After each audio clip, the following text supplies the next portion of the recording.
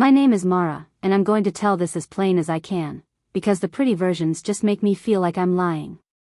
It started small, like a grain of salt in my shoe that I kept pretending wasn't there, on a warm evening in our little rented bungalow behind the feed store, where the air smells like cut hay and wet asphalt.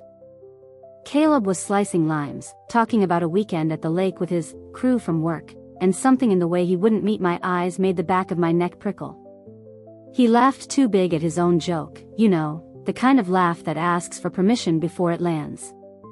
He'd been gentle the first months, soft hands, late-night fries, notes tucked in my glove compartment that said dumb, sweet things. Lately, though, there was this drift. Long showers with the fan on. A new passcode on his phone, because of clients. Receipts left wadded in pockets that smelled like motor oil and cheap cologne from a place we never shop. I told myself to stop being dramatic. People get busy, people change. Still, my jaw kept locking when he kissed me, like my body was holding its breath and I couldn't figure out why. At Target, he reached for a brand of coffee we never buy, acted like it was nothing. In the checkout line he stared past me at the security mirrors, rubbing his knuckles until they turned white. That night, he mumbled in his sleep, not my name, but Ellis, don't. I pressed 2 fingers to his wrist and felt his pulse racing hard, like he was running inside his own skin. In the morning he was all sunshine, eggs on the griddle, a kiss to my temple that missed by an inch. Totally, I lied, throat dry. I tried anyway. I tried to be the person who trusts until given a reason not to. But reasons started stacking themselves into a crooked tower. He came home late with river mud on his sneakers and a story about helping his boss move a couch. He smelled like cedar and somebody else's lavender shampoo. He forgot my cousin's barbecue, which he never would have done before. When I asked where he'd been, he smiled without showing his teeth and said, "Baby, don't start." Here's the part one hate admitting, I went looking. My hands shook so hard I almost dropped his jeans when I checked the pockets, and even then I told myself I was just doing laundry. I found a crumpled card for green silo storage, a unit number scrawled in a different handwriting than his. I found a casino chip, cracked down the middle, and a folded snapshot of him 10 years younger with a woman I didn't know, her face half torn away, a little boy between them with Caleb's exact smile. I stared until the edges of everything blurred. At the sink, I ran water until it went cold, letting it hiss while I tried to slow my breathing. Maybe he was helping someone. Maybe the chip was a joke. Maybe the photo was from a charity thing, a fair, whatever. My chest felt tight, hot, like I'd been sprinting. I set the photo back exactly as I'd found it and pretended the drawer had never opened. He texted that afternoon, running late. Don't wait up. All good. Be safe. My nails left crescent moons in my palms. I drove anyway. Past the feed store, past the abandoned bowling alley, out where the billboards go blank and the highway shoulders turn to dust. Green silos sat low against the sky, rows of metal mouths sealed with rolling doors. A moth battered itself against the glass like it had a personal grudge. I killed the engine and listened to the crickets stitch the dark together. I felt stupid and brave at the same time, which is a disgusting combination. Caleb's truck wasn't there, but fresh tire tracks cut a jagged line along the gravel. I walked the rows until I found the unit number from the card, numbers etched sharp like they'd been replaced recently. I told myself I'd just look at the lock, confirm it was generic, go home, and apologize to him for the hurricane in my skull. Instead I slid the padlock and found it barely latched, like someone had rushed and missed the click. I stood there, palm on cool metal, hearing his laugh from our first week together, the way he'd said he wanted boring, honest love, the way I'd believed him down to the marrow. And then, because there's always a line you cross without noticing, I curled my hand under the handle. The door shuddered and started up. The door groaned up like it hadn't stretched in a while, and cool dust rolled over me, metallic and old, the way train stations smell after rain. I ducked under and felt the corrugated lip brush my back. Inside, my phone light carved a thin cone through the dark. Plastic bins. A folded camping cot.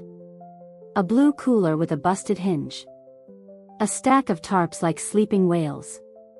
It didn't look like a secret so much as a spare life someone forgot to live.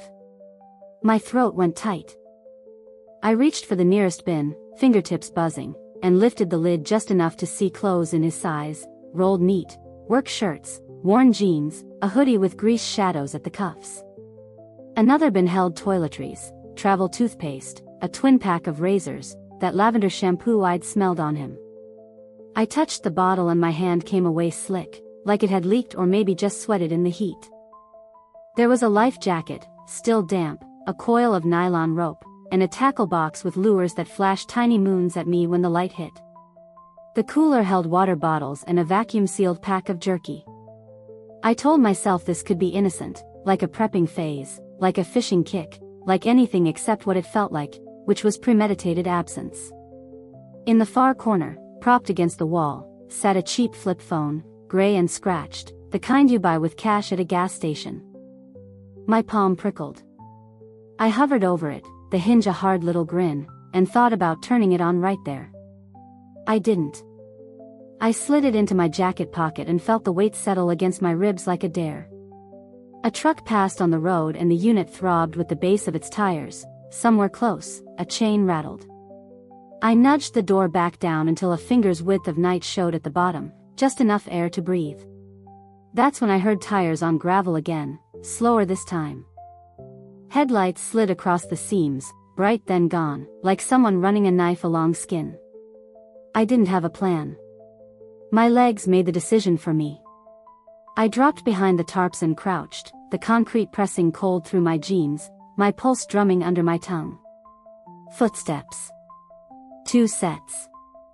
The external lock chattered. For a second the door stuck, then it rolled up hard and fast and I fought the urge to sneeze as dust sifted over my hair. Boots stepped in, heavy, sure. Caleb's voice came first, low, careful, the one he uses when he wants to sound harmless. See? It's fine. Another voice answered, edged and bored. You left it sloppy. A flashlight cut across the bins. It paused on the blue cooler, then swept the corner where I wasn't, then the tarps where I was. I flattened my breath. Caleb shifted something with his shoe. I was rushing, he said. She's been watching. She always watched, the other man said. That's why you picked her. He said it like an insult and a compliment at the same time. The name I'd heard in Caleb's sleep surfaced, slow and mean. Ellis, Caleb said, don't push it.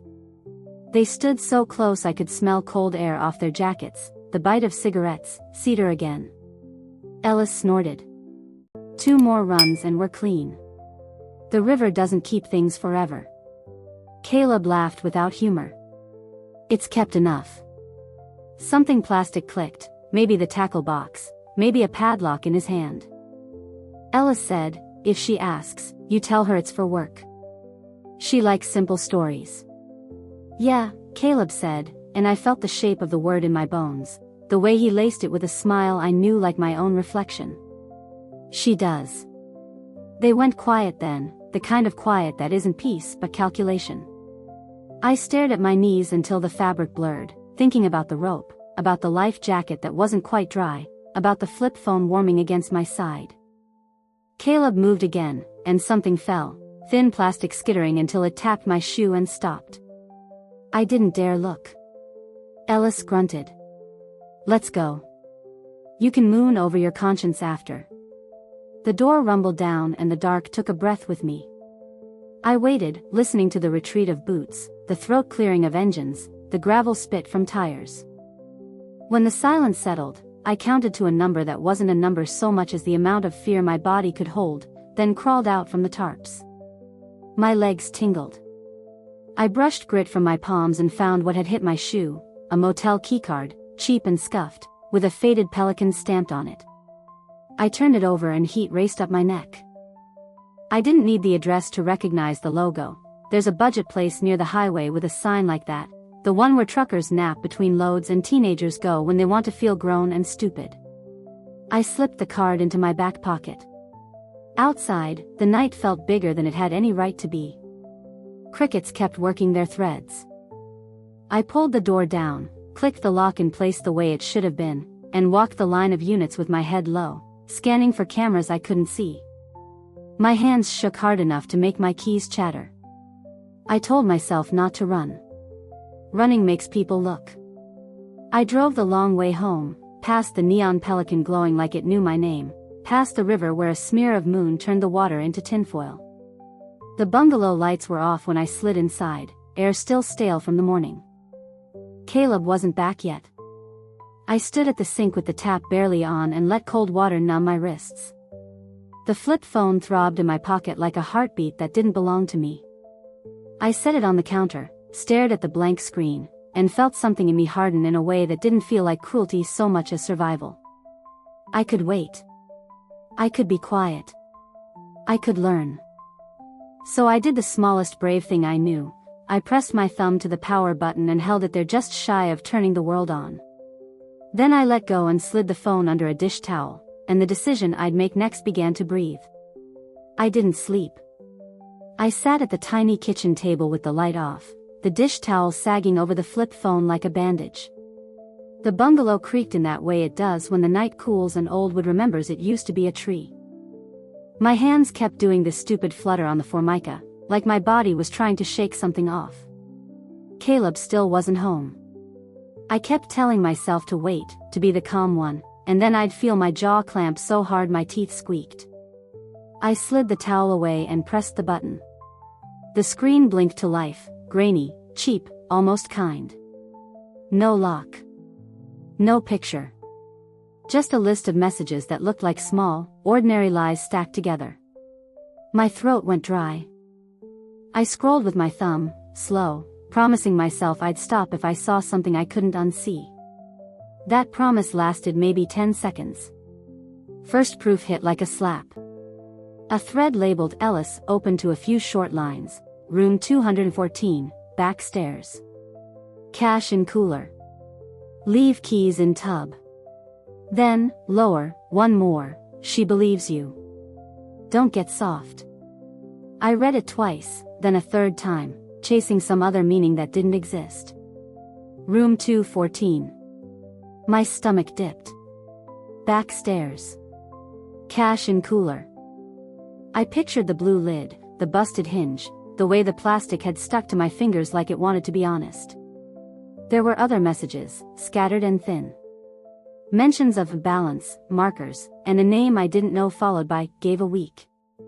I felt this cold bloom open across my shoulders, like, oh, okay, so the chip wasn't a souvenir. He'd been quiet lately in the car when we passed the billboard for the casino, staring too long at the exit like he was measuring it. I told myself not to race ahead. I told myself I didn't know anything for sure. My body didn't buy it. My hands were shaking so bad I almost dropped the phone. I clicked out of the thread and into the gallery. There weren't many pictures. A few of the river, wide and brown and ordinary. One of the storage unit door half open, like a brag. And then a motel mirror shot, you know the kind, fluorescent light and a smear across the glass. Caleb, chin tucked, looking like he thinks he's being smart by not showing his whole face. His hand low around a woman's hip, her head cropped out, but her nails bright and fresh, dipped in a color I don't wear. Second proof. My mouth tasted like pennies. I set the phone down and pressed my hands flat to the table because I needed the cold to hold me still. The lock turned in the front door. I slapped the towel over the phone, slid my chair back like I just stood to stretch, and pretended to yawn. Caleb stepped in with river air clinging to him, that cedar and lavender ghost. He paused when he saw me. You're up? Couldn't sleep, I said, casual as I could make it. My lips felt too big for my face. He set his keys in the dish, like always. Work crisis. Ellis messed up a delivery, whole thing turned into babysitting. He watched my mouth when he talked, not my eyes. That used to be sweet, like he was memorizing me. Now it made my skin itch. Want tea? I asked. My voice sounded like it belonged to someone who didn't know anything. Sure. He rubbed the back of his neck. You know I'm doing all this for us, right? Boring old future, savings, that kind of thing. I filled the kettle slow so I wouldn't say something I couldn't take back. I like boring, I said. As long as it's true. He smiled too fast. It's true. The kettle took forever to heat. He wandered around, picked up the TV remote, set it down, touched the towel covering the phone without seeing it. My lungs felt like they'd shrunk. He went to shower. I stood in the doorway and watched steam crawl under the bathroom door, counted breaths, said little prayers I don't even believe in, then slipped the phone into the bottom of the flour canister, under the bag. If he asked for it, I'd say I hadn't seen it. If he didn't, that meant he thought I'd never look anyway. Either way told me something I needed to hear. When he came out, towel slung low, he kissed the side of my face. Don't wait up next time, he said, all easy. I nodded like I was grateful for the advice. We slid into bed and lay back to back, our spines working at different jobs. He fell asleep fast, the kind of heavy sleep you get when you've decided not to carry what you've done. I traced the words in my head, room 214, backstairs, until they stopped feeling like language and started feeling like coordinates. Before the gray of morning, I eased out from under the sheet. The house had that hush it gets right before birds remember how to be loud. I pulled on jeans, shoved the keycard into my pocket, and stood by the door a long second. My chest felt tight and bright at the same time, like fear and clarity were two hands squeezing from different directions. I wasn't going to beg him for the truth he clearly didn't want to give. I wasn't going to explode, either. I needed to see it, not the pretty versions, not the edited stories, just whatever was waiting behind a pelican with one burned-out eye. I locked the door quiet, stepped onto the porch, and the air hit me with that damp, hard smell of the river. The sign down the highway blinked its tired welcome. I walked toward it, already thinking about what I'd bring back with me and where I'd put it so it couldn't be ignored. I cut across the lot, the pelican sign buzzing like a tired bug, and the smell of old carpet sat heavy in my throat. The lobby sat empty. I didn't ring the bell. The messages said backstairs, so I followed the cracked walkway, palms slick, keycard clenched so hard the corner bit my skin. The first door blinked red. The second gave me green with a soft click that made my stomach drop. I slid inside like the room might breathe me out. Room 214 smelled like bleach over something sweeter. The curtains were flat hotel gold, the carpet a pattern meant to hide mistakes. I stood just inside and counted breaths, fingers on my pulse so I wouldn't float away. The bedspread held a faint knee dent, the kind that says somebody paused. On the desk, a wet ring the size of a small cooler mouth. In the bathroom, 2 wrapped cups and a towel balled in the tub, damp at the edges like someone lost the thread mid-wash. I touched nothing. My hands twitched anyway. I sat on the bed because my legs didn't feel attached. Spring sighed. Trucks droned on the highway like a far storm. I kept seeing the mirror shot from the burner, his head tipped down and a hand low on a stranger's hip. I wanted to swallow the phone so the image had no place but me. A knock sounded 2 doors over. I slid behind the curtain, back flat to the glass, breath thin. A man in a gray hoodie walked past, not Caleb, but my body didn't believe that until he'd gone. I counted to 15 and stepped out, suddenly sure that if I stayed, the room would swallow me. I left everything exactly as I'd found it and took the back stairs down, heels silent, eyes on the gum-darkened steps so I wouldn't start inventing wishes. In the car, my hands shook so hard I pressed them to my thighs to keep the key from rattling. My body answered by tucking me under the cottonwood near the exit, engine off, seat low. The world thinned the way it does when you haven't slept, edges soft, minutes loose. Headlights poured across my windshield and pinned me. Caleb's truck rolled in slow, radio low enough to feel as a pulse. Ellis slid out first, scanning the lot without moving his head. Caleb followed with the blue cooler riding his thigh, busted hinge flashing like a wink. They didn't look at each other when they spoke. It read like a way to keep words from hardening. They took the back stairs and disappeared into 214. I watched the door close and the curtain stir once when the unit kicked on. I could have knocked and delivered the ugly right then. Instead, I sat with my fingers hooked under my knees and stared at the cracked paint on the parking lines until my breath matched the highway hum. It felt like standing on a dock you know is rotting, every board still holding, every step a dare. When they came back out, the sky had shifted from ink to dishwater. Ellis carried the cooler this time. Caleb rubbed his wrist like something small hurt he couldn't name. They spoke to the clerk through the sliding window. He didn't open it, just nodded like this was the cost of quiet. Then taillights slid away toward the river road like embers dragged along concrete. I took the long, empty route home. The bungalow looked like it had pulled its shoulders up against the morning. I rinsed my face at the sink until my skin felt raw enough to pass for calm. When he finally came in, he kissed the crown of my head and said something about a broken compressor. I handed him coffee I didn't remember pouring. He thanked me without looking straight at me. I might go walk by the river later, I said, casual like a practiced lie. Take my flashlight, he said too fast, fishing it from the junk drawer and setting it between us as if light could keep me from seeing. His hand brushed mine, skin cool, almost clean. I smiled and tucked the flashlight in my bag. I didn't ask. Mercy wasn't on the table. What I had was direction. They were brave where the water could erase tracks. Fine. I could learn that. I'd stand near the churned bank where catfishers leave boot prints and watch the current like it was a mouth. The next move wasn't screaming or pleading. It was listening until silence told on them. And when it did, I wouldn't warn him, I'd be there. I went when the light went flat and forgiving, the kind that hides you if you don't move too fast. The river path was packed dirt and bottle caps, cottonwood fluff drifting like lazy snow. I kept my hood up and walked like somebody out to clear their head, which wasn't a lie. Caleb's flashlight swung against my hip, tapping rhythm, a metronome for nerves.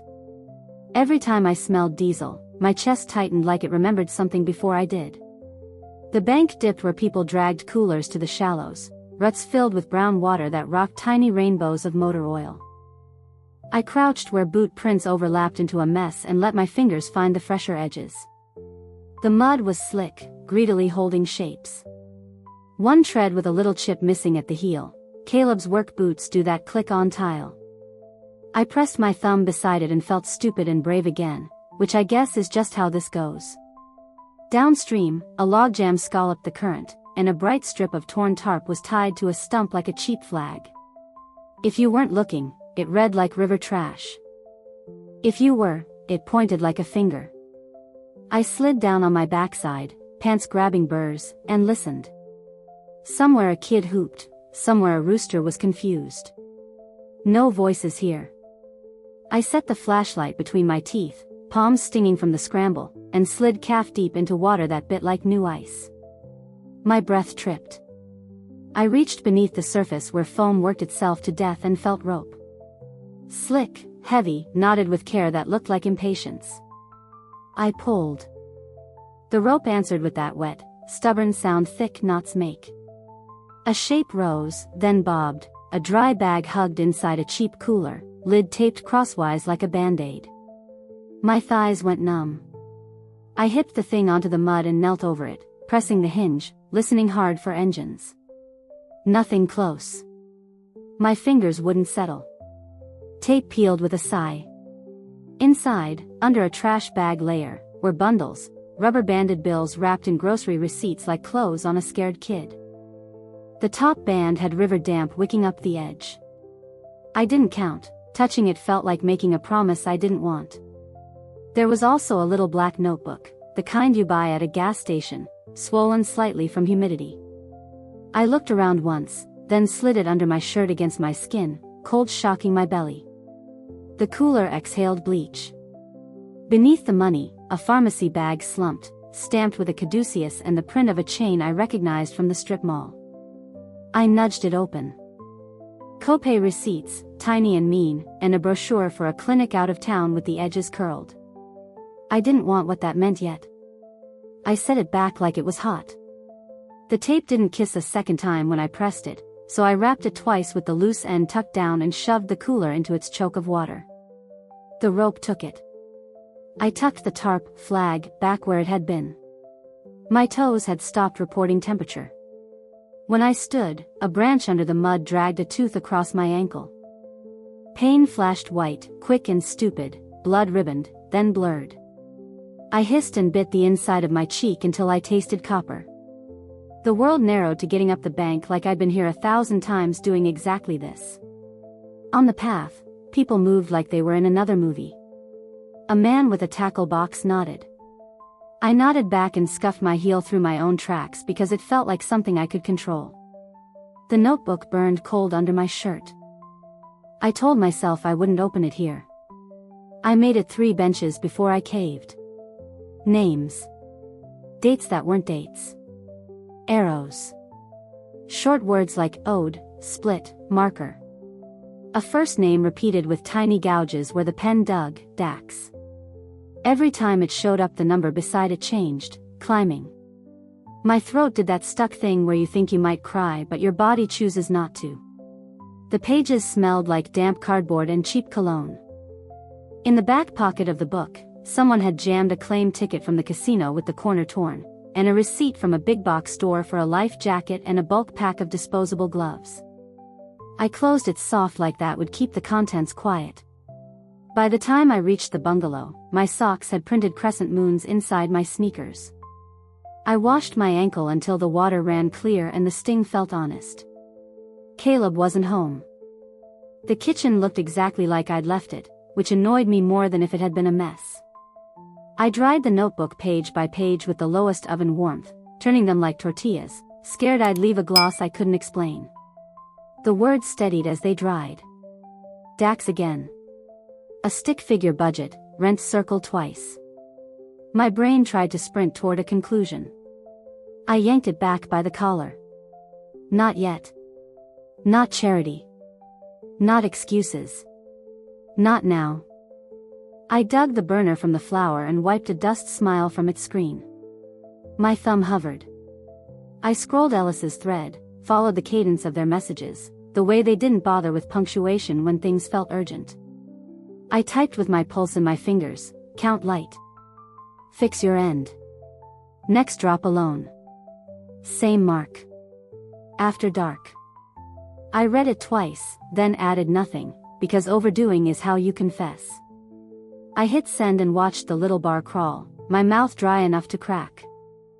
After, the quiet didn't feel like peace, it felt like a storm edge deciding whether to turn. I slid the phone back, slid the notebook into a cereal box liner, and slid myself onto the floor with my back to the cabinets because upright was too much. The house ticked. My ankle throbbed. I could hear the river in my head, busy, hungry, indifferent. If Ellis showed alone, I'd be there. If Caleb lied about it later, I'd learn what his mouth did when he tasted fear. I pressed my palm flat to the cool tile until the shaking evened out and waited for the first reply to light up the dark. I didn't breathe right until the reply came. The burner blinked under the dish towel like a small animal. One line from Ellis, okay. Alone. After dark. No punctuation, no warmth, like a weather report. My mouth went instantly dry. I read it twice and folded the phone back into the flour because ritual feels like control when you don't have any. My ankle pulsed where the river had kissed it open. I iced it with a bag of peas and told myself I was calm. Every couple minutes my hand jerked toward the counter like a dog to a whistle. I kept stopping at midair and smoothing my shirt like I'd meant to do that. Caleb texted mid-afternoon a photo of a burger like proof of life. Shop slammed. Be late. I stared at the grease shine, at the stupid sesame seeds, and typed back a heart I didn't feel. Then I sat on the edge of the tub with a strip of gauze and wrapped my ankle slow, the way a nurse once showed me when I sprained it running stairs. The skin jumped under my touch, like it didn't trust me either. In the bedroom I laid out clothes that wouldn't rustle, old jeans, dark hoodie, socks that hugged my toes tight.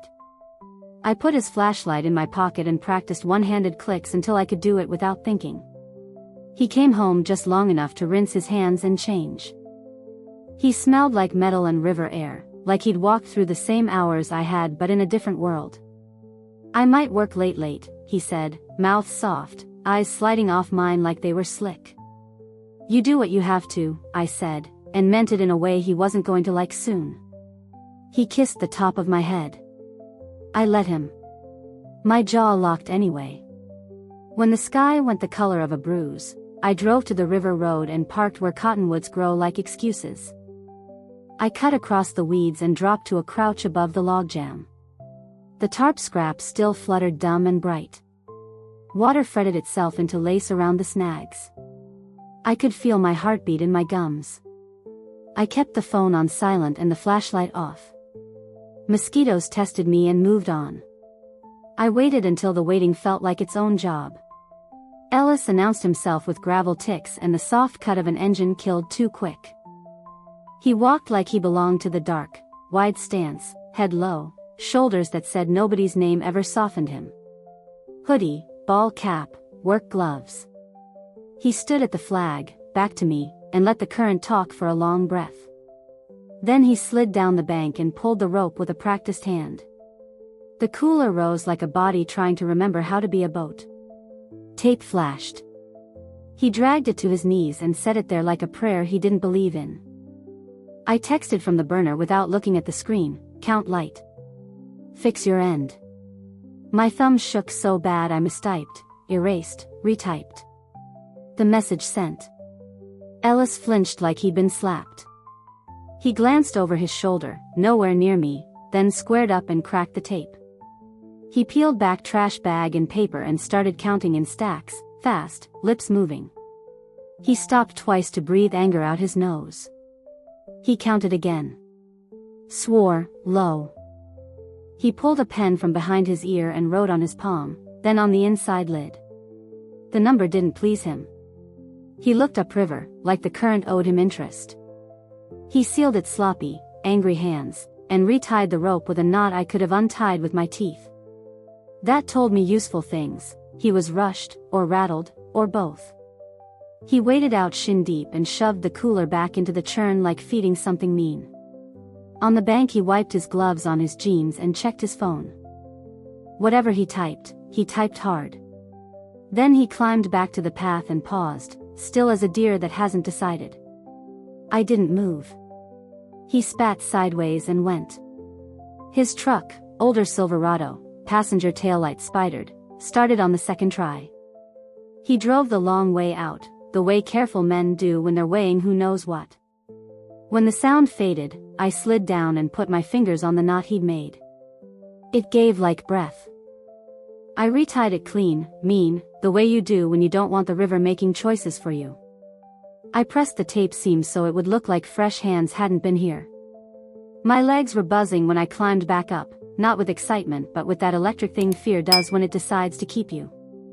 At home the house felt hollowed. I washed mud off my shoelaces in the sink because details are where people catch you. I set the burner beside the sugar. It blinked once, then again. Ellis, fast, you short me? Fix. Next time you carry your own. Another message, seconds later, Dax wants full. My stomach dropped even though I'd expected that name to come chewing. I let the phone go dark. Let the words float around the kitchen like smoke. Then I sent one answer, your math. Meet earlier. Alone again. Caleb came in near midnight with river on his shoes and lavender in his hair. He tossed his keys, missed, laughed too lightly, and picked them up. You're up? Yeah, I said, keeping my voice warm enough to pass. You eat? Ellis and I grabbed something. He rubbed his ear the way he does when he's lying. His phone buzzed. He read, jaw ticking, and turned away to take the call in the hall. I didn't follow, but the house is small and the walls are lazy. I didn't short you, he hissed, low. What book? No, why would I? Calm down. We'll fix it. A pause, then, don't bring his name into this. The name he wouldn't say out loud hung in the air anyway, heavy as wet denim. He came back smelling like heat and worry, eyes screwed into something that wasn't remorse yet. Everything okay? I asked, soft enough to be mistaken for love. Shop stuff, he said, too quick. Boring. Good, I said, and watched his shoulders lower half an inch. I set the flashlight on the counter between us like a middle ground and slid my thumb across its head until the beam punched on, then off, then on. He looked at the light like it had a secret. I smiled small and turned it so the dented end faced him. We stood there in that artificial glow, pretending the day hadn't taught us anything new, and I thought about how early I'd need to leave to be there first, tucked right where the current bunched, ready to hear whose voice cracked first when the count didn't save them. I left before the sun knew what to do with itself, hoodie up, pockets heavy with nothing but the burner and his flashlight. The river road was quiet in that hollow way right before the day starts deciding on noise. My legs felt like they'd borrowed strength from someone more certain than me. I parked in the same cottonwood shadow and cut toward the logjam, knees low, palms grazing weeds so they'd quit whispering. The tarp scrap was still there, cocky little flag, telling anyone who understood that this was the mouth to feed. I tucked into a dip in the bank and let the mud take my weight. Breath slow. Hands flat. I told myself I'd stay still, just watch, just learn how the current carried men who thought they were smarter than water. The burner buzzed against my thigh once and then shut up. Ellis, earlier. Alone. Good. Either he trusted the words I fed him, or he was too tired to fight them. My jaw clenched until it clicked. An engine rolled soft, closer than I expected. Not Ellis's knock-kneed Silverado, this sound was cleaner. Caleb's truck nosed along the trees and went dark. For a second I thought he might sit there and let the river talk him out of whatever he'd promised. He didn't. He slid down the bank with that careful dumb confidence he wears when he thinks nobody's looking. Work gloves. Ball cap. Jaw shadowed. He didn't see me, he didn't look. He went right to the rope. He hauled the cooler with a grunt and cracked the tape with his thumbnail like he'd done it 100 times. He didn't count right away. He stood with his fingers pressed into the foam and breathed like someone on a bathroom floor trying not to be sick. Then he pulled the trash bag aside and flipped bands, lips moving, shoulders hunting a number that would save him. Halfway through he swore and smacked the lid. The sound stung like a slap on my mouth. He called someone, voice low enough I had to lean so far my ribs kissed the bank. It's full, he hissed. I didn't take it. Tell him that. A pause. No, I don't care, Ellis is panicking because he can't count. I said I'd fix it. I'm fixing it. He listened then, head bent, gloves squeezing the cooler's edge, and I watched the tendons in his wrist jump like trapped fish. I just need, he started, stopped, started again, softer. I just need a little more time before the next appointment, okay? Don't cancel. I will figure it out. He ended the call and put his face in his hands. My throat got tight in that stupid human way. He wiped his eyes with his sleeve like a teenager and laughed once, ugly. Then he took one bundle from the middle, not the top, clever in the way panic makes you, and stuffed it into his jacket. He stood there breathing hard, as if the night might take the choice back if he didn't lock it in with air. He resealed the tape, sloppy, and shoved the cooler into the water. When he straightened, he winced and grabbed his side like something inside pinched. Instinct jerked me forward. I stopped with my nails dug into mud. He looked toward the trees like the world might deliver a reminder or a reprieve, then climbed, boots shucking little avalanches behind him. He drove away too fast for a man trying to be invisible. I slid down, retied the knot the way I'd decided, neat as a threat. I didn't touch the money, his theft was the only line I needed today. I did one small thing. With a marker from my pocket I drew a thin slash on the inside lid, a tiny scar only someone who opened it would see. Petty? Maybe. Useful? I'd find out. On the path back, I walked like a regular girl with a playlist and a grocery list. My body didn't buy the act, my hands hummed and my jaw ached. At the bungalow I scrubbed under my nails until the sink looked like we'd been juicing dirt. Caleb wasn't home. The burner blinked once like it knew what I was asking of it. I typed, "You bring him if you don't trust me." No more counting twice. Same place. After dark. My thumb hovered, shaking. I hit send. Ellis replied fast, "He won't like it." Another, "Dax wants eyes." Good. Names are doors. I said, "Then open them." That bought me a minute of silence that tasted like metal. When the sky bruised, I parked farther down and took the long creep through the trees so I'd have a better angle. Engines murmured nearby. Engines throbbed somewhere past the trees, low and careful, like the drivers were trying not to wake the river. I belly scooted to a break in the brush, elbows wet, hoodie taking mud like a second skin. Through the cottonwoods I could see the turnout where the dirt widens. One truck, Ellis's, sat crooked with the passenger taillight spidered, the way I remembered. Another idled nose out, clean paint, borrowed plates, the kind of car men use when they want to be temporary. Eyes, I thought. Dax didn't need to step into mud to make a point. He could blink from the road and still be a knife.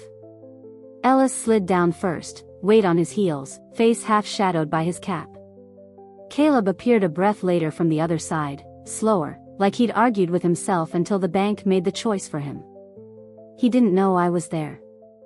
He never looked for me near the places that mattered. They didn't speak at first.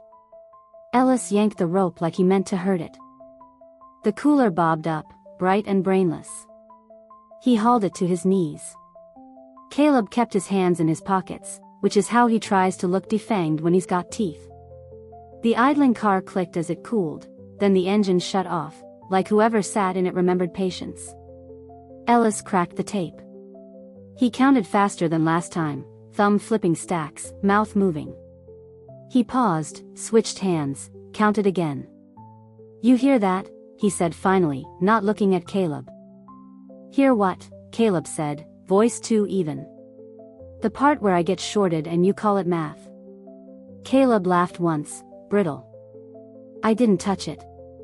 Your kind of touching is the kind you tell yourself didn't happen." Ellis angled the lid to the weak light, and my little slash on the foam winked up at them.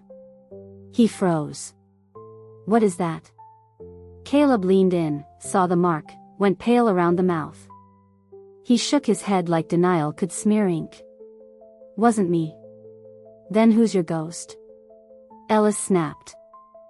He looked toward the turnout. The idling car had gone quiet, but presence sat there like a held breath. He said, "Eyes. You brought him?" Caleb's throat worked. "I didn't bring anybody. He doesn't need invitations." It hit me then that Dax's power wasn't muscle, it was the way his name rearranged spines. My fingers dug into the bank until grit bit my nails. I let the burner loose in my pocket and typed blind, heart in my mouth, "He wants to see who bleeds. Stop counting in public." I sent it. Ellis's phone lit his jaw ghost blue. He read, snorted, and tilted the lid shut. "Put it back," Caleb said. "Not a request." A man trying to sound like he still owned something.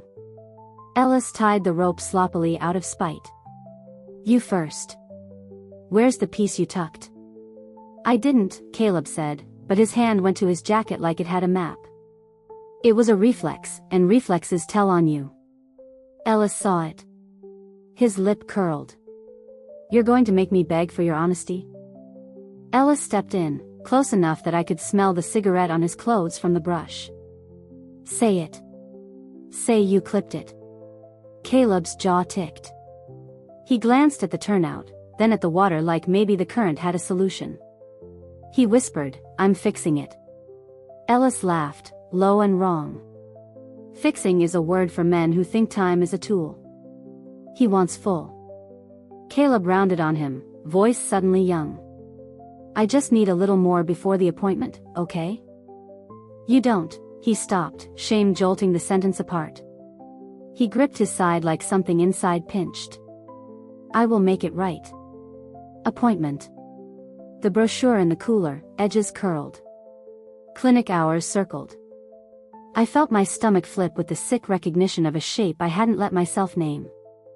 I hated him for making me hold that and hated myself for noticing the pain under his lie. My hands shook.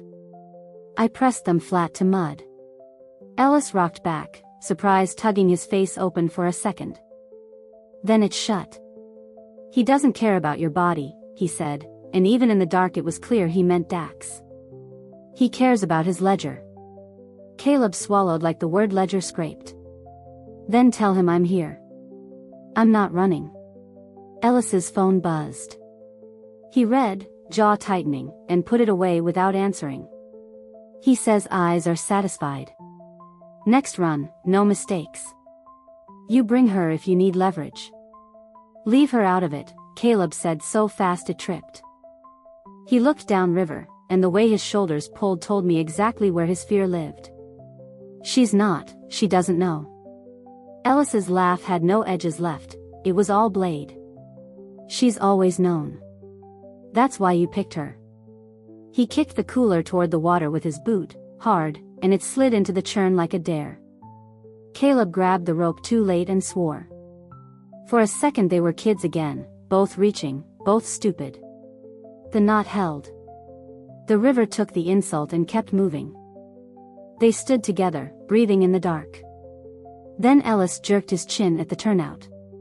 Go tell him yourself you're a thief with a timeline. He started up the bank. Caleb didn't move.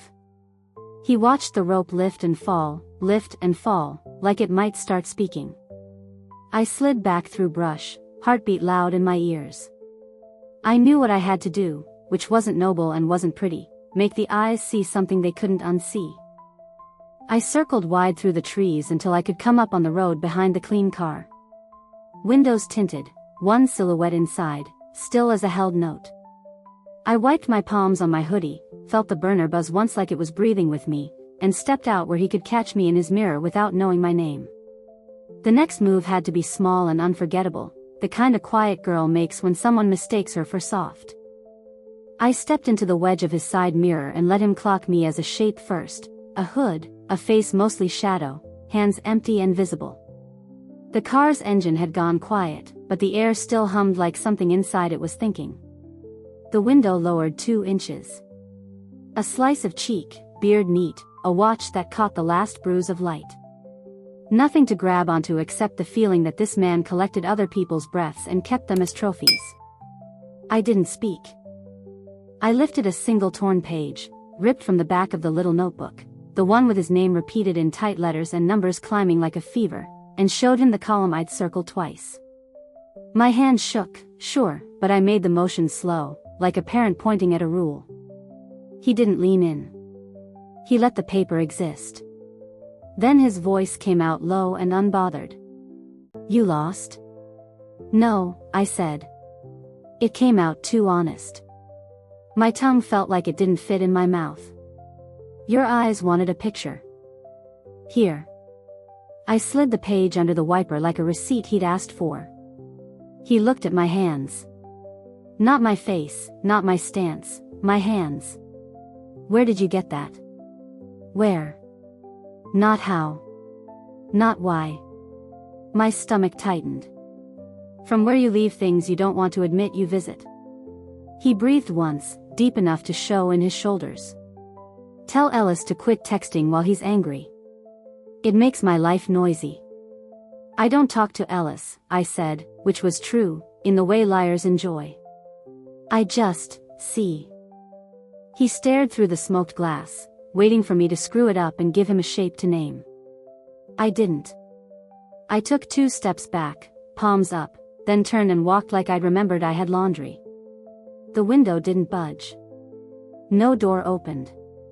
He let me be a problem he could set aside for a minute. I cut the long arc through the cottonwoods until I could see the turnout again. Ellis stood near the bumper, restless in that way that makes men look like they're about to run even when they swear they won't. Caleb was a darker shape, shoulders tense, hands jammed deep into his jacket like he could hide the theft by hiding the hands. Dax slipped out of the car finally, not tall, not loud, but so still he made the others look messy. He didn't look at the river. He looked at their mouths. Again, he said, soft, like he was asking for a bedtime story. Tell me the part where I forget how to count. Ellis lifted both palms. I pulled it clean. Count was light. Your text said bring eyes. I brought you eyes. And you, Dax said to Caleb without turning his head. What did you bring me? Caleb swallowed. I could see it from the brush. He tried on a smile that didn't fit. A solution, he said, and flinched like the word bit. It'll be straight on the next run.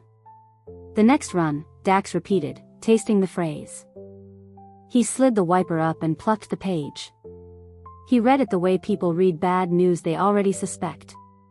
He flicked a glance at the little circled numbers, thumb rubbing the paper's edge until it squeaked. Who gave you my name?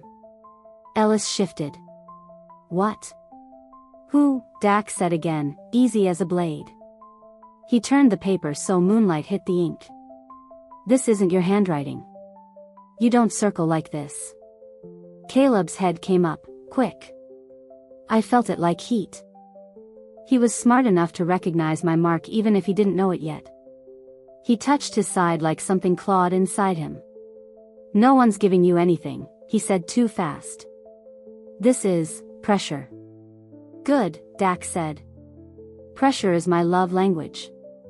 He tucked the page into his pocket. You want me to believe this river is still working for you, you stop performing beside it. You move the drop. You stop talking with your phones like teenagers. He paused, savoring the part where control makes men obedient. And you bring me whatever shadow thinks it can edit my ledger. Ellis barked a laugh and cut it off when Dax didn't join him. You want us to drag someone to you? That's messy. Then don't drag, Dax said. Invite. Caleb's voice found a crack. She's not part of this. Dax's eyes were on him now, finally. He didn't blink often. She as if she's reading my book. His gaze moved past them, toward the cottonwoods, unhurried, like he could smell my heartbeat. People who watch think they're safe because they don't touch. Watching is touching. My nails bit bark, my breath turned thin. Part of me wanted to step out and end the guessing. A bigger part knew that would feed him and starve me. I stayed. Dax nodded at the bank. Put the toy away. Change nothing except the parts one just named. You, he said to Caleb, sleep when I tell you to. To Ellis, count with your head, not your hands. Fix the short. I don't care who hurt you first. He slid back into the car. The door shut with that thick, expensive sound. The engine didn't catch. He sat. Made them sit too. Made the dark wait for his timing because that's another way of being in charge. They didn't talk until the car finally sighed and moved. Ellis kicked a stone into the weeds. He's going to want to meet whoever thinks she's clever. Caleb scraped both hands over his face. There is no she, he said, and the pronoun punched me in the throat anyway.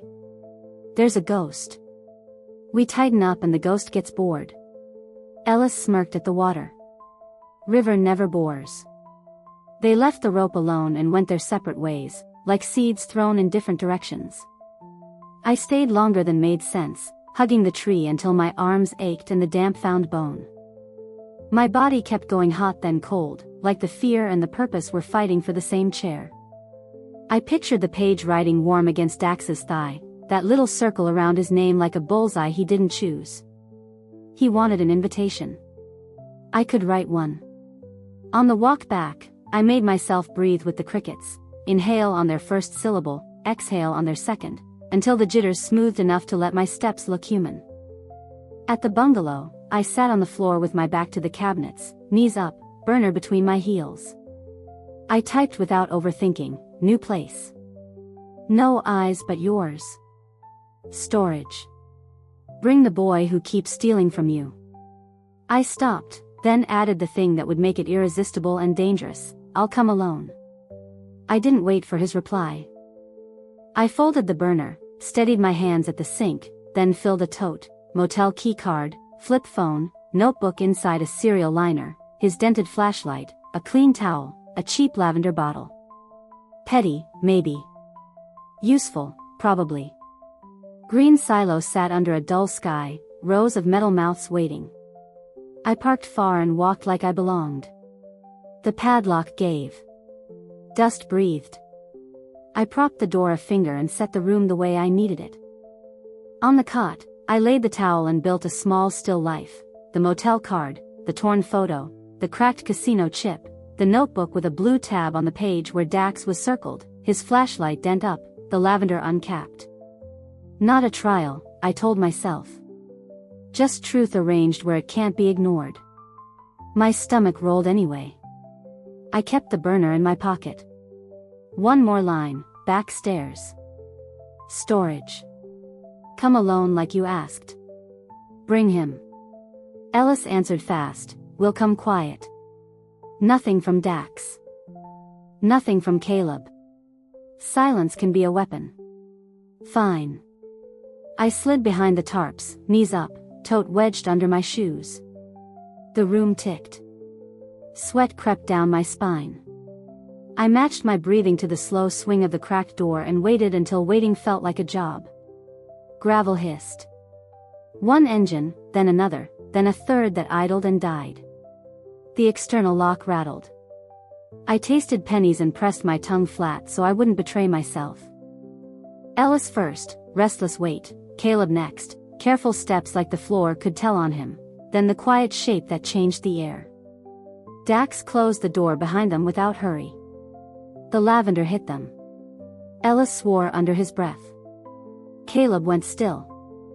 I heard a match rasp, then the flashlight bloom, not because he needed it, but because it was mine. The beam slid to the cot. The room forgot how to breathe. What is this? Ellis said, voice edged. Caleb didn't answer. His boots creaked the way they do in our kitchen. He stepped closer. The photo lay there like a slap. He sucked in air.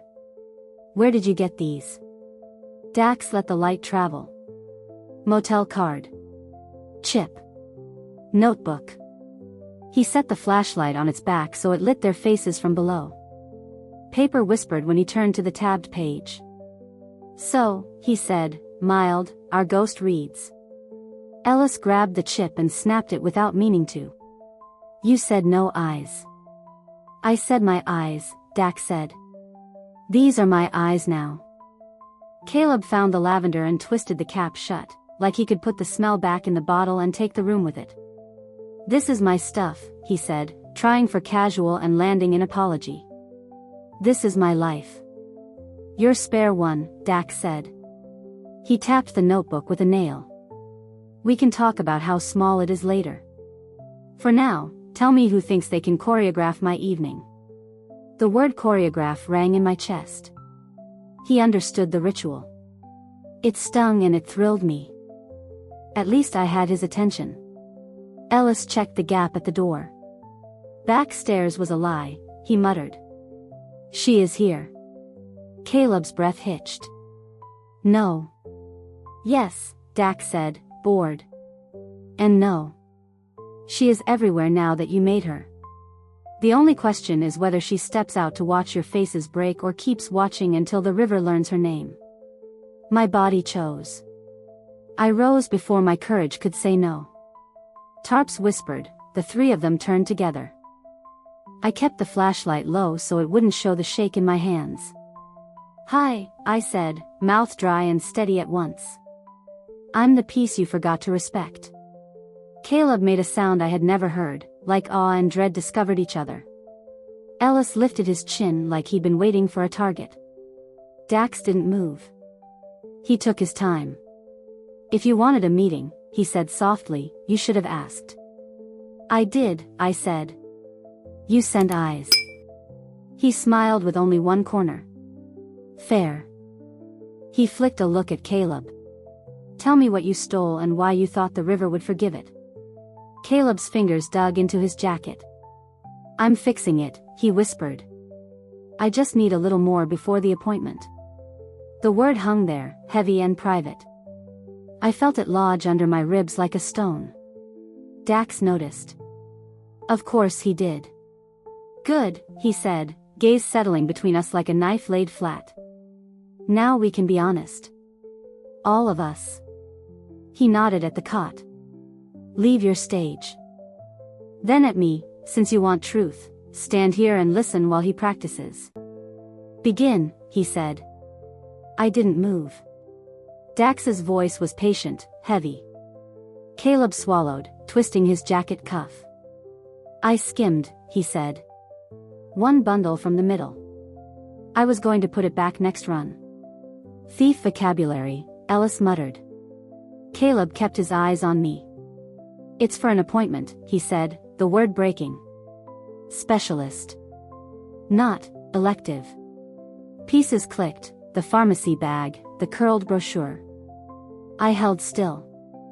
Dax tipped his head. You wanted the river to float your debt. It doesn't float what it can eat. He tapped the notebook. Who circled my name? Me. Ellis shifted. Dax didn't grant him attention. Why? He asked. So you'd look where I wanted, I said. So you'd lift your eyes and see who's steering. And what are you steering? Not your ledger. Your men. Ellis barked. You think you can move me? No. I think you'll move yourself if you believe someone's watching you count. Caleb flinched. Dax watched like weather. He rolled the broken chip in his palm and set the halves down neat. What do you want? He asked. My way out of your river, I said. And his. I hated that I meant it. Ellis cut Caleb a look that mixed disgust and pity. You should have told her nothing. You should have told me anything, I said. Like, literally anything besides, don't start. Caleb's eyes glossed. I was trying to fix it without wasting you. The word landed under my ribs. That's not how people work. Dax touched the lavender cap like a test. Here is what happens. You, to Caleb, return what you clipped and stop negotiating with your insides. You, to Ellis, count like a man who understands subtraction. And you, looking at me, stop performing unless I ask. No, I said. I'm done being a prop.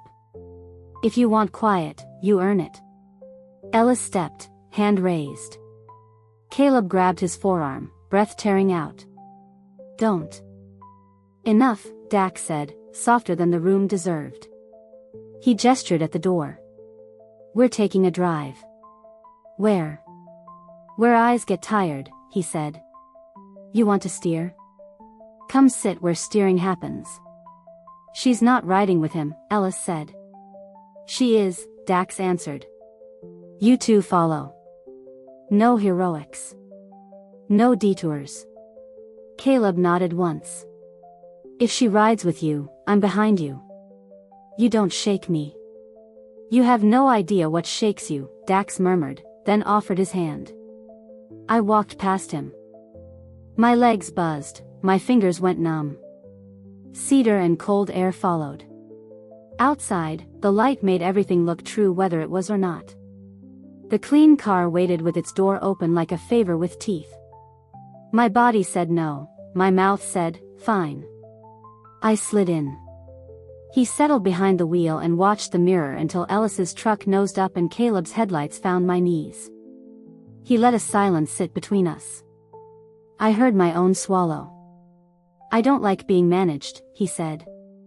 Same. Then maybe we'll understand each other. He turned the key.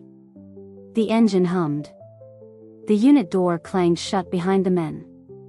We rolled out of green silo, tires whispering on dust, the road sloping toward the river like it had always planned to bring us there. He drove without music. I kept my hands flat on my thighs so he wouldn't see a shake. Why a storage room? He asked. Because you don't respect houses, I said. And I wanted you on neutral ground. That's not neutral, he said, amused. That's your stage. Stages tell the truth, I said. If the lights are mean enough. He glanced at me. You and I agree on more than you realize. Doubt it.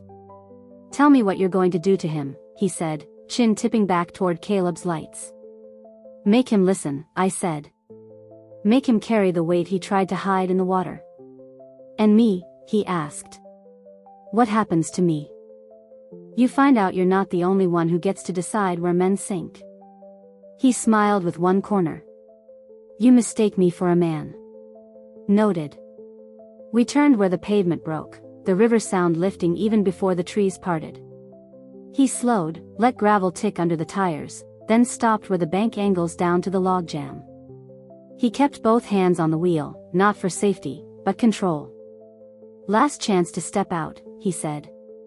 I tasted metal and stayed put. Behind us, Ellis killed his engine, Caleb idled. The dark lay flat and full, like it was waiting to be named. Then let's see who's really steering. He opened his door. Cold air slid in and sat on my skin. I reached for the latch, breathed in, breathed out, and when my foot hit dirt, the night felt like a hand I didn't trust, and I let it. I followed Dax toward the lip of the bank. Ellis killed his lights. Caleb parked crooked, door half open like he couldn't decide whether to bolt. The river moved like it didn't care who we were. My ankle throbbed inside my shoe, a hot pulse that kept time with the water's slap. Dax didn't hurry. He stood where the dirt softened and let the quiet stack up until the quiet did the talking for him. Here, he said, as if the place belonged to his mouth. Let's practice honesty without theatrics. Ellis snorted. Too late for that. Dax flicked him a look that shut the sound off. Then he nodded at Caleb. You clipped a bundle. Put it back. Not tomorrow. Not after you find your courage. Now. Caleb's jaw went hard. His hands did that thing where they don't know what to do, like he'd forgotten he had them. He looked at me instead of Dax. You're really going to stand there and watch me drown myself to keep a promise to a man like him? I felt my throat go tight. I'm going to stand here and watch you stop pretending the river is a trash can for guilt. He swallowed. You could have asked me. You could have. I did, I said. Every time I asked where you were and you told me not to start. He winced. I thought I could fix it before it touched you. Dax breathed out through his nose, amused. The romance would be adorable if it weren't expensive. Jacket, Caleb. Caleb slid the bundle from the inside pocket like he was pulling out a piece of himself. His hands shook. He stepped down the bank, boots slipping, and waded to the rope. Water grabbed his shins. He cursed under his breath and reached, fingers finding the knot I'd tied clean. He looked at it like it had opinions about him. It did. Open, Dax said. Caleb dragged the cooler to the ledge and cracked the tape. The smell of bleach and river breath rose up. He tucked the bundle deep, not on top. Smart. Or maybe that was me giving him credit because the parts of me that loved him hadn't burned out yet. He sealed it sloppy and wiped his eyes with the heel of his hand, annoyed to find them wet. Ellis counted over his shoulder without touching anything, lips twitching with numbers. Still short, he muttered. Because you can't count when you're scared, I said. Ellis's head snapped toward me. Say that again. You're scared, I said, and let my voice go softer instead of louder. Not of him. Of what the water knows if someone else starts paying attention. His mouth flattened. Dax watched me like a teacher deciding whether to pass a student who keeps drawing knives in the margins. You like steering, he said. I like men answering for the things they chose, I said. And I like not being erased. Caleb climbed back to us, jeans dark to the knee, breath ragged. He kept one hand pressed to his side like the ache had teeth. He couldn't hide it in this light. He didn't try. There, he said to Dax. You have full. Tonight, Dax said. Next run, you have discipline. He let that hang, then looked at me. And you? What now? You already told your story with props. What's your second act when the stage is mud? I swallowed. My tongue felt too big. He doesn't come here again, I said, nodding at Caleb. You switch your mouth and your messenger. You move the drop somewhere he won't have to pretend he's a monster to survive it. Ellis barked a laugh. You think you get to negotiate our geography? I'm negotiating mine, I said. You don't get to keep teaching him that secrets are the only language men speak. Caleb flinched like I'd hit him. I'm not a monster, he said, small. Not yet, I said. But you were auditioning. Dax let the quiet sit until it pinched. Fine, he said at last. He doesn't touch the water next time. Ellis does. Caleb delivers nothing, counts nothing, carries nothing. He sleeps. He wakes. He goes to his appointment. He pays whatever he owes me on the schedule I decide. And you, he added, turning to me, stop writing my name on things that can blow into the road. Deal, I said, even though the word scraped. Ellis threw his hands. You're going to let her set rules? I let leverage arrange itself, Dax said. It saves time. Caleb looked at me like I'd just let him out of a burning room and then shoved him into a cold shower. Gratitude and embarrassment wrestled in his face. You're doing this because you want to save me, he said, voice breaking on save. No, I said, and felt the truth flare hard enough to make me sway. I'm doing this because I want you to feel what it's like to carry the thing you tried to make me carry alone. If you walk out of it, good. If you don't, I still told the truth out loud. He took that like a punch. I didn't want to lose you. You already started, I said. You just thought you were doing it kindly. Dax clapped once, soft and sharp. Rehearsal's over. You know your cues. Next run, new place. If either of you perform without me, the river learns 2 new names. He turned like the scene had ended. Ellis followed, muttering at the dirt. Caleb stood there with water drying on his legs and something wet in his eyes but not falling. I stepped past him, heart beating against my ribs like it wanted out. We're not done, I said, low. I know, he said. I don't think we've even started. Then start, I said, and walked toward the road, not trusting my knees, not trusting anything but the fact that the current didn't care, and that I finally did. I walked away from the river and didn't look back because if I did, I'd start apologizing to water for what men put in it. The bungalow smelled like coffee gone old and laundry that hadn't decided to dry. I stood at the sink with my palms on the counter until the buzzing in my legs dropped to a tremor I could hide. Caleb came in not long after, jeans damp to the knee, eyes rimmed like he'd sanded sleep off with grit. He reached for me without touching, fingers hovering at my shoulder like warmth he didn't deserve. I heard you, he said, voice raw.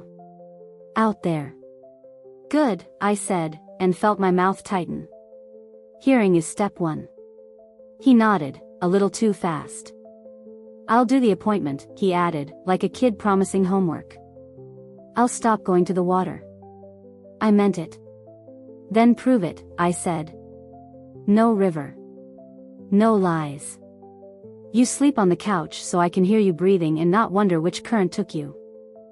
He flinched but didn't argue. He took a pillow like penance and I watched his hands shake just enough to make the case for me. When the house went dim, I sat on the floor with my back to the cabinets, the burner warm against my thigh like a secret I had to keep feeding. I typed slow, new drop. The old bowling alley. Service door by the dumpsters. No water. You alone. I added, Dax agreed you run it. I didn't know if he'd told Ellis that yet, but truth bends for the person who says it first. Ellis answered with a dot, then another, like he wanted me to see his patience. Fine. 1 pull. Earlier than usual. I slid the phone into the cereal box liner with the notebook and closed the flap like a lid on a jar. The bowling alley had been dead since a storm peeled its roof. The back hallway still held the smell of shoe spray and a ghost of nacho cheese. Neutral ground with bad lighting, my favorite kind of church. Before the sky changed, I drove there and parked 2 lots over, then shouldered through sumac to the service door. The padlock had lost the will to be a padlock, 2 shimmies and it remembered how to open. Inside, the air was cool with old glue. Lanes stretched out like long decisions nobody finished. I kept to the back corridor where the pinsetters crouch, dusty ribs of machines aching to whir. My ankle throbbed a steady drum. I set his dented flashlight on a crate, cap of lavender twisted open so the room would lie about being clean, and laid the motel card beside a blank receipt like a caption I hadn't written yet. I didn't bring money. I didn't need bait he could spend. What I needed was the story to hold still in a place that couldn't swallow it. I propped the service door a finger so the hallway breathed, then tucked into the mechanical alcove and let my breath learn the rhythm of belts that hadn't moved in years. The burner buzzed once. "Caleb, where are you?" He didn't add a question mark, which made my chest pinch. I typed back, "You're not coming to this one." "That's the rule you wanted." A long pause, then, "Okay." Another, "Be careful." I stared at the words until my eyes blurred, then killed the screen and put the phone face down like it might accuse me. Footsteps came with a different grammar than the river, harder, echoing, impatient. Ellis slipped through the prop door with his cap pulled low and a duffel hanging wrong from his shoulder. He paused, sniffed the lavender, and smirked like he'd found a joke he didn't have the breath to tell. He set the bag on the crate and unzipped it halfway, enough to flash plastic and tape. He waited like men wait when they've built a life out of being early and angry about it. "You alone?" I said, and the sound of my own voice in that space made my scalp prickle. He didn't jump. He turned and let his gaze find me the way you find exits. "You like stages," he said. "I like dry ground." He tapped the duffel. "Count?" "No," I said. "Talk." He rolled his neck. "Talking is for people with options. You've got options. You just hate them." I stepped out where the light could admit me. The smell of shoe spray and lavender braided into something cheap and brave. "You think the river keeps secrets because you pay it. It keeps secrets because nobody listens. Different cost." He watched me for a long breath. "You want me to say Caleb's the problem so you can walk him home like a rehab dog. I want you to say out loud what you do when no one's forgiving you in advance." His jaw clicked. "Fine. I move money that isn't mine for a man who doesn't forget. I don't count short. I don't cry about weather. Your boyfriend skimmed and thought intent made it holy. That it?" "Closer," I said. "Now the part where you say his name to me like you're not scared he'll break." He laughed without humor. "Caleb is soft in the exact places the world punishes, and I still don't let soft near my ledger. That truth enough for your stage?" I tasted metal and nodded once. "Good. Then here's mine. You do the next run dry, exactly like this. No river. No erasing. You bring the same bag to the same crate, and you say the numbers out loud so they stick to the walls." "Why would I?" "Because Dax is listening even when he says he isn't," I cut in, low. "And because if you don't, I'll text him the page that proves who shorted who and when." His eyes thinned. "You don't have that. Try me." I didn't blink. He frowned at the duffel like it had opinions. "You're not scared I'll fix the problem by taking you to him?" "Not today," I said. He said, "No heroics. And you like your kneecaps."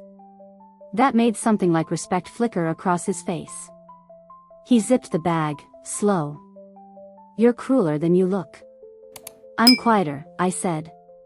"Cruelty is the costume men put on when they're scared they'll be told no." He picked up the duffel and lifted a brow. "When?" "After dark," I said. "One more dry run. Then we change everything." He slid past me, close enough that cedar and cigarettes brushed my throat. "You think you're steering," he murmured. "I am," I said, and hated that my hands shook. He left the door open the exact width I had. The hallway breathed again. I waited until his footsteps turned small, then texted Caleb, "If you want to keep sleeping inside this house, you'll meet me here after. No river. Bring nothing but the truth." And I stayed very still, listening to the dead lanes hold our choices like pins waiting to fall, already hearing the sound they'd make when we finally let go.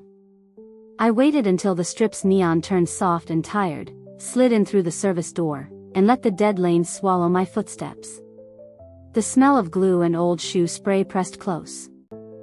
I set his dented flashlight where the machines could throw its beam across the crate and listened to my breath snag and steady, until my hands stopped doing that little tremor that gives everything away. The duffel's ghost weight rode my palms, even though it wasn't here yet. Once you've touched a thing like that, your skin remembers. Ellis came first, like he can't bear arriving second to anything. Cap low, jaw set, the bag hanging wrong off his shoulder again, like he'd rather carry a fight. He didn't see me at first. He saw the crate, the lavender uncapped, the way the light caught dust and made it look like a choice. He set the duffel down and unzipped halfway. "Say it," I said, stepping where the beam could admit me. Out loud. He cut me a side glance and scoffed, but he counted. Not for me, not really, for the room. 50s. 100s. Wraps clean. 1, 2, 3, the numbers stuck to the metal ribs, kept going when he paused to swallow. I watched his throat jump. He finished, zipped, and palmed the bag like it owed him respect. Satisfied? "I'm listening," I said. "Not blessing." He smirked. "You're a sermon without a church." "Maybe," I said. "But you heard yourself. That's the point." He shouldered past, cedar and cigarette scraping my mouth, and left the door cracked the same finger width I'd chosen, which told me he understood more than he'd ever say. I texted Caleb, "Come." My thumb shook so hard I had to set the phone down and breathe into my hands until my lips remembered how to feel like they belonged to me. He came quiet, shoulders rounded like he'd been talking himself small. He didn't cross the room right away. He stared at the lanes like they were a coastline he'd loved once and then ruined. "You picked this place on purpose," he said, voice dry. "Yep. Because it can't swallow anything. Because it echoes," I said. "I want you to hear yourself." He nodded, winced, pressed that spot under his ribs again, then dropped the hand like pain needed privacy. "Okay," he said, and that word landed shaky. "I'll say it." "Not words," I said. I slid the duffel toward him. "Wait." He blinked. "What?" "Lift it. Walk it." I pointed down the long, polished bones of lane 12. "From here to the pins and back." "Mara. You hid what you were carrying in water so you wouldn't have to feel it," I said, and my voice came out steadier than I felt. "Feel it now." His eyes shone quick, angry wet, and then he grabbed the bag like a dare. He hauled it against his chest, breath punching out, and took 3 steps before his boots slipped. He caught himself on the ball return and laughed once, the ugly kind that scrapes. "You want me to fall?" "I want you to stay upright with the thing you chose." He nodded, jaw clenched till it clicked, and walked.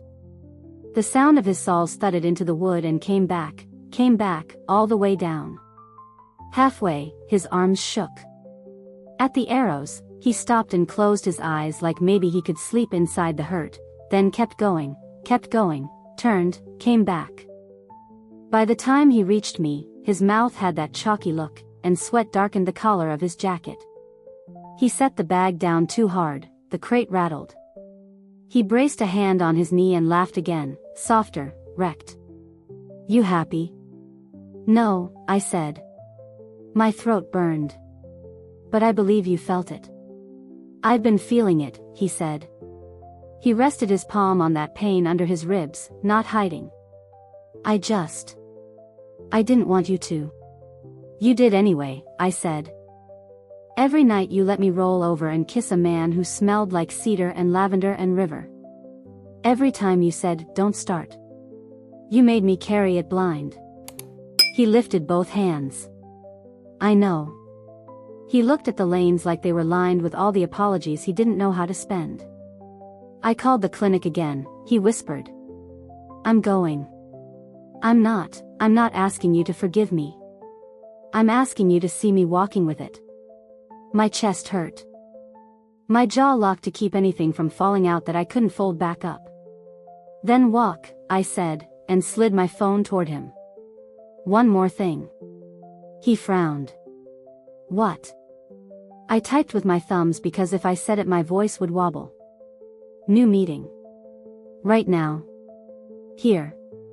All eyes.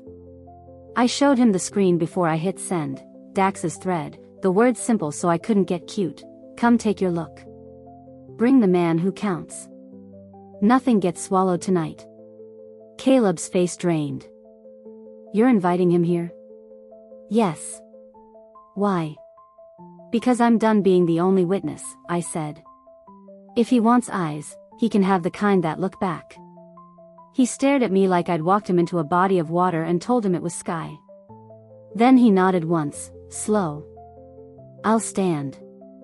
The reply came almost at once, which told me the line between us was shorter than pride. On my way, Dax wrote. No punctuation. No posture.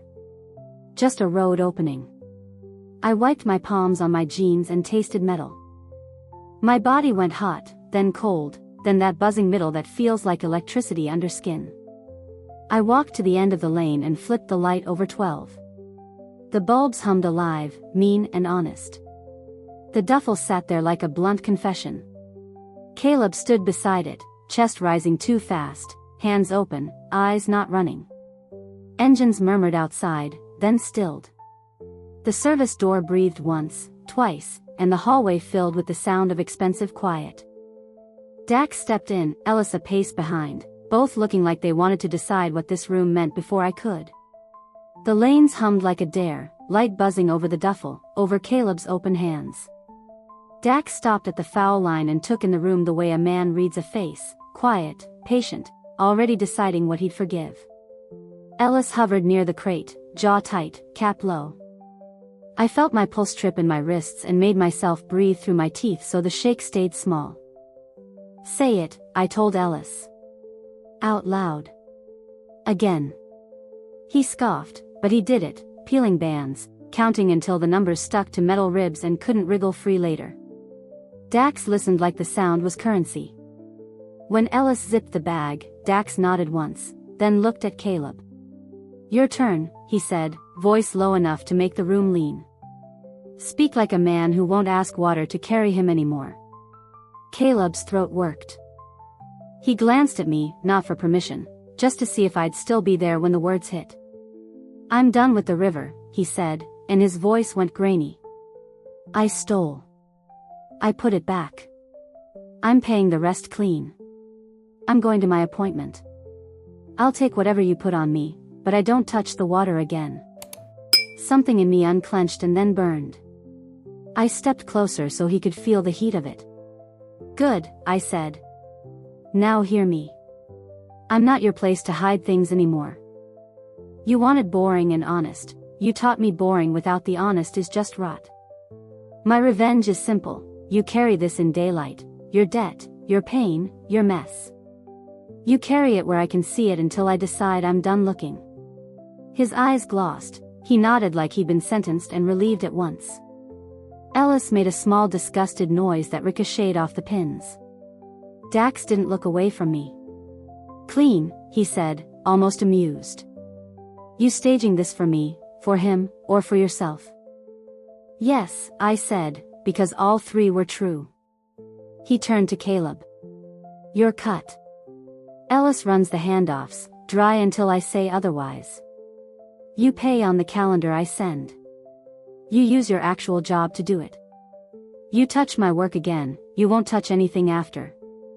Ellis blinked, surprised to be trusted and punished at once. You're letting her. I'm letting leverage talk, Dax said, bored. Try listening. He flicked 2 fingers at the bag. We're done rehearsing. Get out. Ellis grabbed the duffel and shouldered past with cedar and cigarettes biting the air. Caleb didn't move. He had that look like the floor might open if he shifted wrong. I kept my arms loose at my sides because I didn't trust my hands near him yet. Why didn't you tell me what the appointment was? I asked, quieter than the machines. His mouth twitched. I didn't want you to picture it, he said. The scan, the table, the part where you lie very still so a machine can decide what gets to stay. I thought if I fixed the money, it would disappear, you know? Like the river could take the fear first. My jaw locked until it clicked. It took me instead, I said. He nodded once, like that sentence had bones. I'm sorry, he said, no decoration, nothing to barter with. Good, I said, and felt my chest ache from the shape of that word. Be sorrier. Be better. Dax cleared his throat, not to interrupt, just to remind the room he still owned its edges. You did what you came to do, he told me. You moved men without touching them. He started toward the service door, then stopped. A thing for you to chew on, he added, eyes still on the cracked lane. I learned to count because my mother's pills came 18 to a bubble and sometimes 12 to a box. Insurance liked to forget. I stopped it from forgetting. That's the first ledger. Everything after is just practice. He said it like weather, like he wasn't asking for anything, and walked out. Ellis's footsteps faded behind him. The lights kept humming, indifferent as ever. Caleb and I stood where people line up to pretend they can steer what they've already thrown. He reached for my sleeve and caught himself. Do I go home, he asked, or do I find somewhere else to be sorry tonight? Couch, I said. You sleep where I can hear you breathe, and tomorrow you call the clinic, and you tell your boss you're taking real days for real things. You don't ask me how to be human. You show me. His shoulders dropped, like the room had finally let him put something down that wasn't the bag. Okay. We walked out together and not together. The lot felt wide, sky low, air tasting like rain that might never decide. At the bungalow, he took the couch without asking. I stood in the doorway and watched his hands tremble and didn't comfort him, because mercy without truth is just anesthesia. I lay awake until the house learned my breathing again. Somewhere far off, the river kept moving, busy, hungry, indifferent, and I let it be a body of water instead of a mouth. When the gray came up, I made coffee, and he sat up slow, and we didn't pretend anything was fixed. He texted the clinic with his thumbs shaking so hard the cup rattled when he set it down. I didn't reach across to steady him, I watched. That was the point. Later, when he left for the first appointment he'd say out loud, he paused in the doorway. You can hate me, he said. Just, don't lie to me while you do. I won't, I said, and meant it.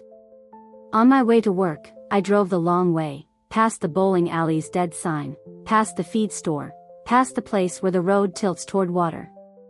The cottonwoods held their breath. The tarp scrap was gone.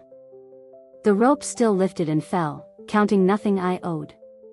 I rolled the window down and said the thing that finally felt like mine to say, the river kept his secrets. I didn't. Then I drove on, leaving it to carry what it wants, and taking back everything else.